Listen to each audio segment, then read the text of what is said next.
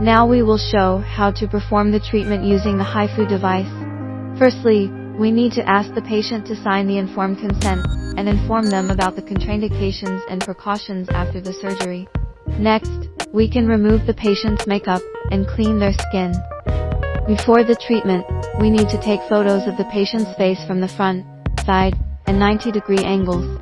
During the preparation for the treatment, we can let the patient sit up for better access to the face. Then, we can start drawing energy areas on the patient's face.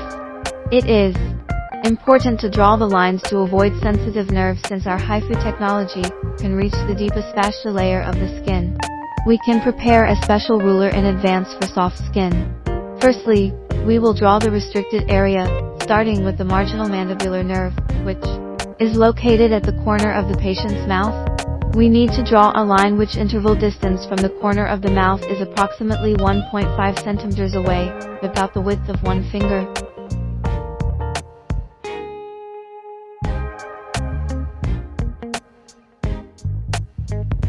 And draw a line along the highest point of the lip peak perpendicular to this line.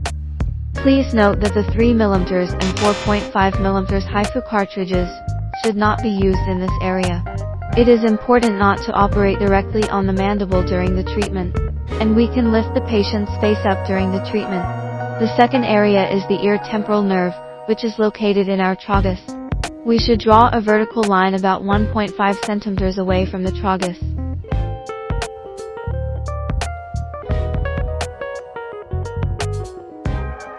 It is not recommended to use 3mm, 4.5mm and 1.5mm HIFU cartridges in this area. The third area is the orbital bone region with the superficial temporal nerve, where we can touch the bone under the patient's eyes, and draw an arc along this bone.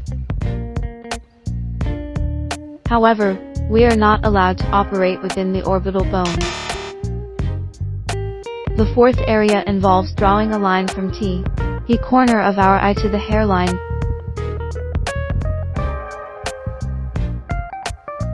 Placing a point at the end of our eyebrows, and then drawing another point 2.5 centimeters above this line, which is about the width of a ruler. Finally, we connect these 2 points. The superficial temporal nerve area is located at a 45-degree upward angle from this line, and it is prohibited to operate within this region. The fifth area pertains to the superior hip nerve. To identify this area, we should ask the patient to open their eyes, and see the point of eyeball. We draw a point on the eyebrow corresponding to the midpoint of the eyeball, and connect a line to the hairline. The superior hip nerve area is located in the middle of the forehead, and we must not use with 3mm and 4.5mm cartridges in this area. So these 5 areas are restricted for the operation, and we must avoid them during the procedure. For the part of jaw, we can use 1.5mm cartridges to perform the treatment, but it is not recommended to operate on the area next to the corner of our mouth with 1.5mm cartridges. In the ear temporal nerve area, and within the orbital bone, it is not recommended to operate with 1.5mm cartridges. However, 1.5mm cartridges can be used in other areas.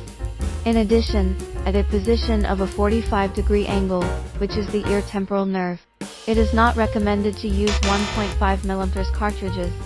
Also, in the position from the midpoint of our eyeball to the brow, it is not recommended to use 1.5mm cartridges. But at the center of the forehead, 1.5mm cartridges can be used for treatment. After marking the restricted areas, we need to draw auxiliary lines to facilitate our operations. It is very convenient to operate according to the drawn grid during the operation. To begin with, we can draw the first auxiliary line.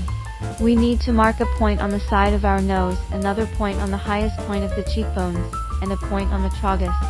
Finally, connect these 3 points. The purpose of drawing this line is to determine the position for operating with the 4.5mm cartridge. The 4.5mm cartridge is recommended to be operated below this line but not above it. This is because the soft tissue of the skin above this line is relatively less, and the depth of 4.5mm is too deep for the skin to tolerate. After drawing the dividing line, we can use the treatment cartridges to draw the auxiliary lines. Now, let's discuss where the treatment cartridge emits energy. We can see that there are 2 vertical lines on the treatment cartridge.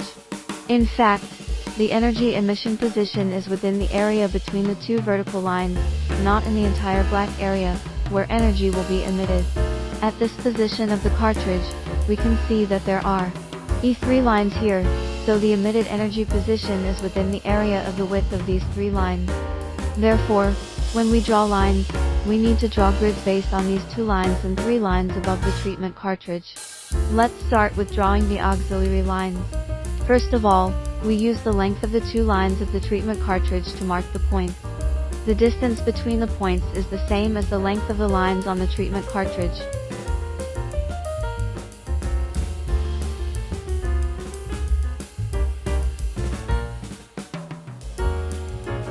When drawing upward, we use the length of the 3 lines of the treatment cartridge to mark the point.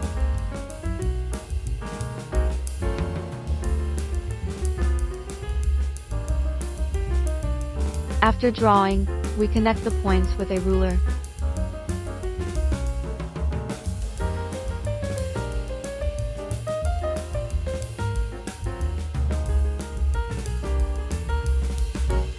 We can also use the treatment cartridge to assist in drawing lines on the forehead.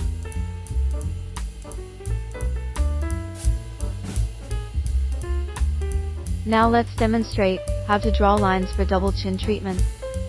First, we draw a point in the middle of the jaw, and then we can palpate the mandible of the patient, and draw a point on both sides. Finally, we connect these 3 points to form a triangle area, which is the double chin area we can treat.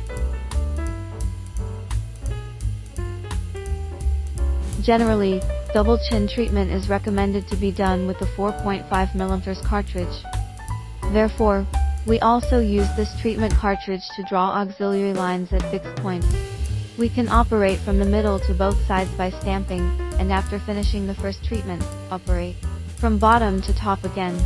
However, if the patient is particularly sensitive to pain, we can change the treatment cartridge to 3mm and operate it from bottom to top. It is better to use the 4.5mm cartridge for double chin treatment because this area has a lot of fat. Before the treatment, we should apply cooling gel. Please note that there is a thyroid cartilage in the middle, which should be avoided during the treatment. The treatment cartridge should touch the skin closely and operated vertically. If the patient only gets treatment for the double chin, it's better to treat the cheeks and neck as well. Because when our jawline goes up, the neck skin goes down and then the patient's jawline will be very clear. If we only treat the double chin without treating the cheek, which is loose, the effect of this jawline will not be obvious.